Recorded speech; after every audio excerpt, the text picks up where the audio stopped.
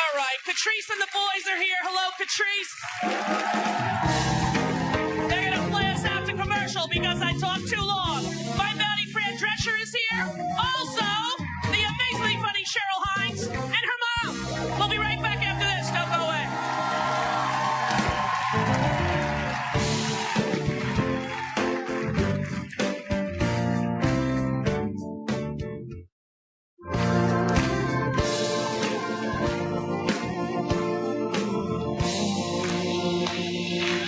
She's got the laugh heard round the world when she became America's favorite nanny. She's my buddy. You know her, you love her. Fran Drescher.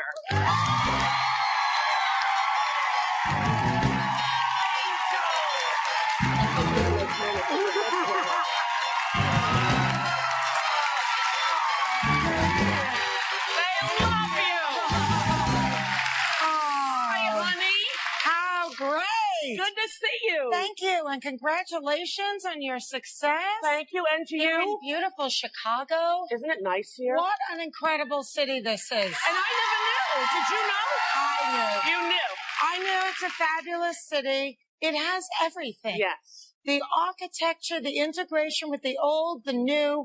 It's got great restaurants, culture, which you know is very important to me. The fountain. Did you see that fountain? Are so the people nice. are so nice. The Millennium Park.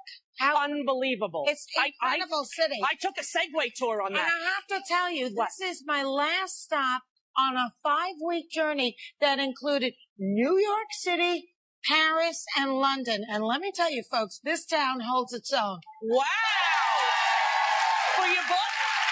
Was it a 5-week for the book, or were you doing the Cancer Schmancer? Well, it was Cancer Schmancer. We were selling my new series, International. Fantastic. Happily Divorced. Have you seen it? It's fantastic. And we both sort of came back to TV at the same time. Crazy? We're finally back to doing what we do. Exactly right. Girl. Exactly. And it's so funny that when you did, Fran and I, my first movie I ever did was with Fran. It was Car 54, Where Are You? No one saw it. We know. I don't even think they ever released it, did they? I don't know. I don't know either. But we did it, and I had never been on a movie set. And I knew Fran from Cadillac Man, I remember when I saw that movie from Spinal Tap, I'm like, who is that funny, beautiful girl? It's not fair that she's beautiful and funny. And I knew you from that competition show. Star Search. Star Search, yes. That's right. Yes. When I had the David Cassidy haircut. Remember that? Not good. I was voting for you. You were? I was pushing for you, yeah. Back then, people don't remember, but it was like American Idol is now. It was so Except popular. there wasn't the audience participation. Right, exactly. But it was judges. You had to stand up there, and when you did stand-up, they had stand-up and dancing and acting and singing. You had 2 minutes, and the clock would tick down. And then when you were done, they gave you 1 to 4 stars. And if you won, you came back. And I kept coming back, and I won like $22,000. I thought I was, great. it was so fun. And, you know, you talk about coming from Long Island and all of this, and, you know, it's just wonderful. And you were from Queens. Yeah, exactly. We're cut from the same cloth. We totally are. So we did this movie. I didn't know anything, and they're throwing me in a dumpster the first day that you were on the set. And I hear this voice, "Hold it, Angel! What are you doing?" And I said, they told me I had to be thrown in there. She started screaming at everyone, "You get her a stunt woman! You give her the turnaround time! This will not come here, Angel! Come here!" That was it, right? Yes, and you were going to the museum. We were in Toronto. Yes. And you already had gone to some of the museums, and I'm thinking, you know, you don't get the impression when you're watching her doing stand-up on Star Search that, you know, you enjoy culture too. Exactly. And we immediately forged a friendship that has lasted all these years. Yes. I'm very over 20 happy years. to say. And honestly, it's like you're and my we still sister. call each other Angel. It's true. I know it's her when you hear Angel. Who else could it be? Now listen, you showed a picture of when we were doing the nanny together. Yes, yes. And so I have to say, now that we're back in business again, I was thinking maybe when the show launches for the second season in March, I'll come back.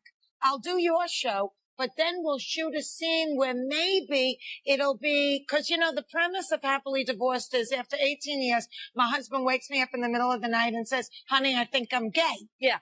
And we get the divorce, but we can't sell the house because of the economy, and we can't afford to live separately until we do sell the house. So we're kind of like stuck living together. Right. And trying to be happily divorced.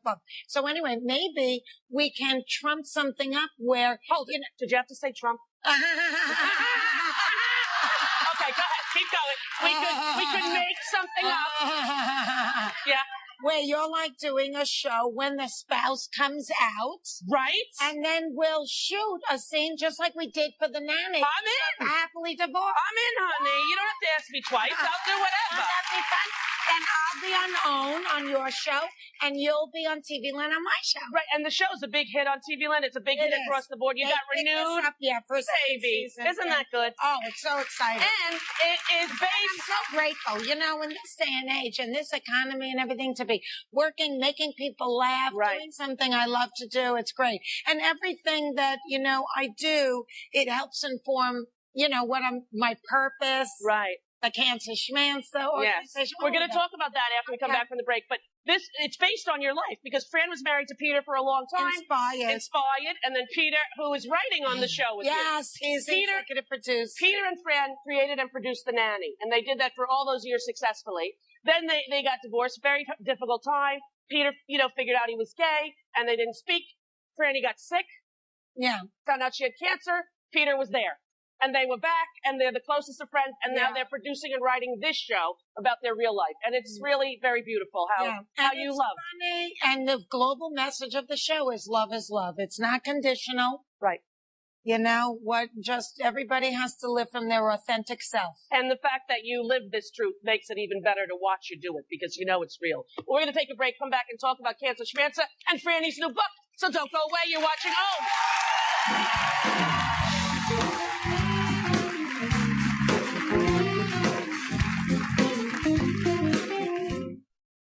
You like it? Fran? Peter? Oh my God! What are you doing here? Gregory invited me. He invited me too. He's straight. He's gay. He's both. How great of Charles to do that, right? I know. Oh, so fun. I love Charles Shaughnessy. He is so wonderful. And Michael Higgins, do you recognize him? What?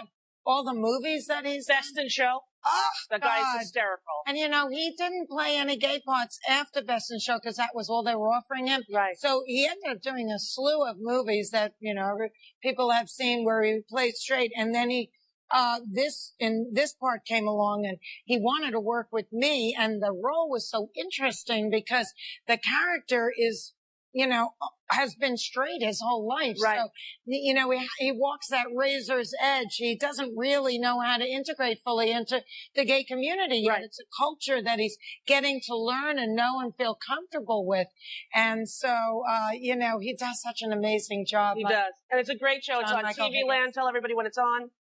Well, we're in a new time slot now, so we start in March, airing again for the second season, and we'll be on Wednesday nights at 10 p.m. Fantastic. And now, it's in repeats. You can watch the first season, or you could go on tvland.com and look at all of the first season just to bring yourself up to speed if you haven't watched it yet. But it's really funny. We got a lot of the same writers from The Nanny, and it's got a good heart, the show. And, I'm proud of you. I watched it. I loved it. You're doing a great job. Thank you. Being Wendy is a kid's book. Fran wrote. She doesn't have any kids, but she wrote a really good kids book.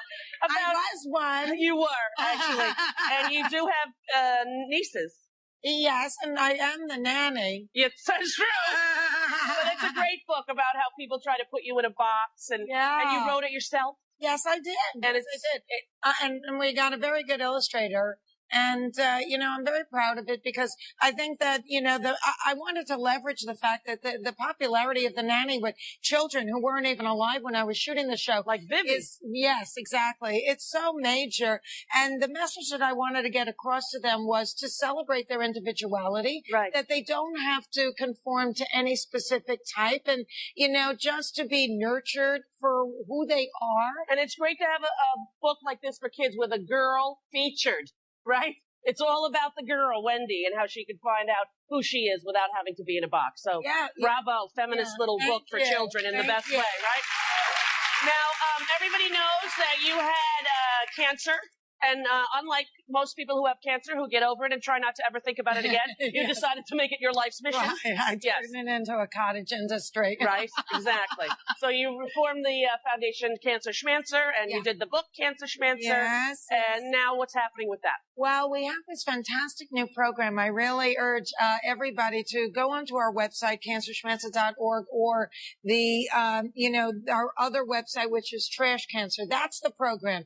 Because, the cornerstone of Cancer Schmancer is stage 1 is the cure. Right. If you catch it on arrival, 95% survival. So learn the early warning whispers, transform from being a patient into a medical consumer, become better partners with your physician. Don't go into denial. Say to yourself when you feel something's not right, well, this could be nothing, but it might be something. And God forbid it is, I want to catch it right at the beginning. Right. So we can fix it up and I can get on with my life. The reason why we lose loved ones to cancer is almost always because of late stage diagnosis. And that is unconscionable in this great country. But we have to take responsibility. So be more proactive, people. Then prevention is huge because 95% of most cancers is environmental.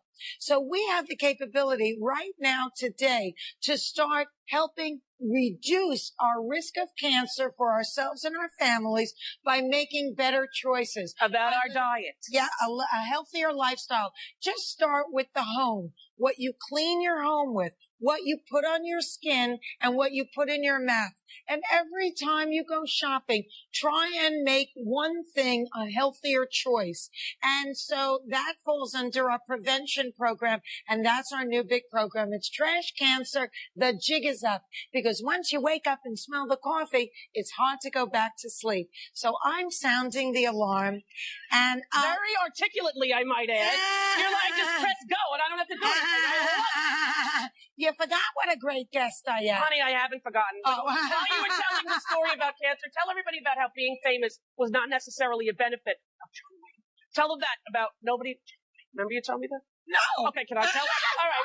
When Franny was sick, I was like, I knew she had been sick for a while and she had had a lot of symptoms and doctors. How many years was it? 2 years. 2 years. And 8 doctors before I got diagnosed with uterine cancer. I got in the stirrup more times than Roy Rogers. Right. And the doctors would look at her and say, you look too young and beautiful and you've got great, right? Right. They said, with the, that I had leg pain because they said, oh, you have restless leg syndrome and drink gin and tonic before going to bed. And they said, my stool changed because I was eating too much roughage, cut back on the roughage, no more spinach.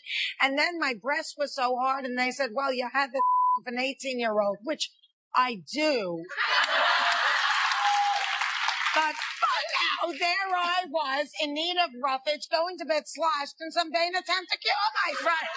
And she said that, I said, well, being famous, I thought you would get the best doctors. And she says, let me tell you one thing, Angel. Nobody wants to stick their finger up John Wayne's ass and tell him he has cancer. Right? Remember? You don't remember that? I thought it was one of your statements. Now it's coming back to me. It was yours. That was good. I laughed.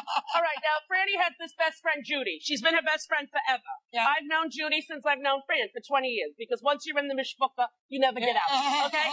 So you and Judy went to Africa. Yay! And I asked Franny if she would bring a clip. Safari. Right, safari. The Jewish girls. The 2 Jewish girls on safari. I said, you got to take a video for the show. And I don't really think it needs any explanation. I thought we'd end with it. Take a little look at these tiny little clips from Franny's safari. So the guide and the tracker saw vultures and decided that there must be a kill somewhere. So they took the gun and left us sitting here. And the keys we noticed are in the Jeep. It'll just get darker. They told us to stay put. We don't know what to do. And we don't see them. I'm looking, but I'm telling you, they are nowhere to be seen. I'm not kidding. Oh yeah, look at that. Look at that healthy male there. That's what I'm talking about. See? Now you don't see that on Match.com. Honey, honestly. I had a few jokes, but write them yourself. You know where I'm going with that. I love you so much. I love you. Mom and Dad are good. Oh, they're so wonderful. More I than cherish Sylvie. and adore them. I love you. I'm their third daughter. That's what they told me. So totally. We have our mug from when we went to see your show. She made us mugs with the snapshot, and we all have it. I like to do that. The family picture. I'm a little nerdy. Anyone who wants to take me in their family, I'm like, don't forget, you love me. Don't forget, you love me. But I love them and you. Fran Drescher, watch your new show. Thank you. Hit stores in November. We'll be back with Cheryl Hines.